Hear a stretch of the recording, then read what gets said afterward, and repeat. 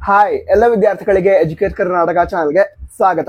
ನಮ್ಮ ಶಿಕ್ಷಣ ಇಲಾಖೆಯವರು ಈ ವರ್ಷದಿಂದ ಅಂದ್ರೆ 2023-24ನೇ ಶೈಕ್ಷಣಿಕ ವರ್ಷದಿಂದ 5, 8, 9 ಹಾಗೆ 11ನೇ ತರಗತಿ ವಿದ್ಯಾರ್ಥಿಗಳು ಕೂಡ ಬೋರ್ಡ್ ಎಕ್ಸಾಮ್ ಅನ್ನು ನಡೆಸಲಾಗುತ್ತೆ ಅಂತ ಅನೌನ್ಸ್ ಮಾಡಿದ್ರು. ಹಾಗೆ ಟೈಮ್ ಟೇಬಲ್ ಕೂಡ ಪ್ರಕಟಿಸಿದ್ರು. ಈಗ ನಮ್ಮ ರಾಜ್ಯ ಹೈಕೋರ್ಟ್ನವರು ಈ ಒಂದು 5, 8, 9 ಹಾಗೆ 11ನೇ ತರಗತಿ ವಿದ್ಯಾರ್ಥಿಗಳಿಗೆ ಬೋರ್ಡ್ ಎಕ್ಸಾಮ್ ನಡೆಸೋದ್ರಿಂದ ವಿದ್ಯಾರ್ಥಿಗಳಲ್ಲಿ ಪರೀಕ್ಷೆಯ ಬಗ್ಗೆ ಭಯ ಇರುತ್ತೆ, ವಿದ್ಯಾರ್ಥಿಗಳಲ್ಲಿ ಆತಂಕ ಮೂಡುತ್ತೆ ಅನ್ನೋ ಕಾರಣಕ್ಕಾಗಿ ಈ ಒಂದು 5, 8, 9 ಹಾಗೆ 11ನೇ ತರಗತಿಯ ಬೋರ್ಡ್ ಎಕ್ಸಾಮ್ ಅನ್ನ ಕ್ಯಾನ್ಸಲ್ ಮಾಡಿದ್ದಾರೆ, ರದ್ದುಗೊಳಿಸಿದ್ದಾರೆ.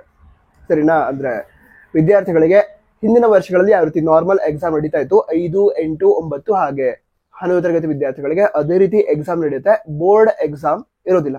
ನಂತರ ಹಿಂದಿನ ವರ್ಷಗಳಲ್ಲಿ 10 ಅಂದ್ರೆ SLC ವಿದ್ಯಾರ್ಥಿಗಳಿಗೆ ಹಾಗೆ ಸೆಕೆಂಡ್ PUC ವಿದ್ಯಾರ್ಥಿಗಳಿಗೆ ಬೋರ್ಡ್ ಎಕ್ಸಾಮ್ ನಡೀತಾ ಇತ್ತು. ಈ ವರ್ಷ ಕೂಡ ಸೆಕೆಂಡ್ PUC ಬೋರ್ಡ್ ಎಕ್ಸಾಮ್ ಈಗ ನಡೀತಾ ಇದೆ, ಅದು ನಡೆಯುತ್ತೆ. ಹಾಗೆ 10ನೇ ತರಗತಿ ವಿದ್ಯಾರ್ಥಿಗಳು ಕೂಡ ಬೋರ್ಡ್ ಎಕ್ಸಾಮ್ ಸ್ಟಾರ್ಟ್ ಆಗುತ್ತೆ ಮುಂದಿನ ಕೆಲವು ದಿನಗಳಲ್ಲಿ. ಸೊ ಆ ಬೋರ್ಡ್ ಎಕ್ಸಾಮ್ ಕೂಡ ಇರುತ್ತೆ. ಅಂದ್ರೆ 10 ಮತ್ತು 12ನೇ ತರಗತಿ ವಿದ್ಯಾರ್ಥಿಗಳಿಗೆ ಬೋರ್ಡ್ ಎಕ್ಸಾಮ್ ಇರುತ್ತೆ.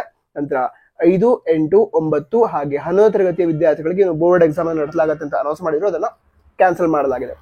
ನಂತರ ಈ ವಿಷಯದ ಬಗ್ಗೆ ನಿಮ್ಮ ಅನಿಸಿಕೆಯನ್ನ ಕಮೆಂಟ್ ಬಾಕ್ಸ್ ತಿಳಿಸಿ. ವಿಡಿಯೋ ಸಹಾಯ ಆಗಿದ್ರೆ ಲೈಕ್ ಮಾಡಿ, ಜೊತೆಗೆ ನಿಮ್ಮ ಫ್ರೆಂಡ್ಸ್ಗೆ ಶೇರ್ ಮಾಡಿ. All the best. ಜೈ ಹಿಂದ್. ವಂದೇ ಮಾತರಂ.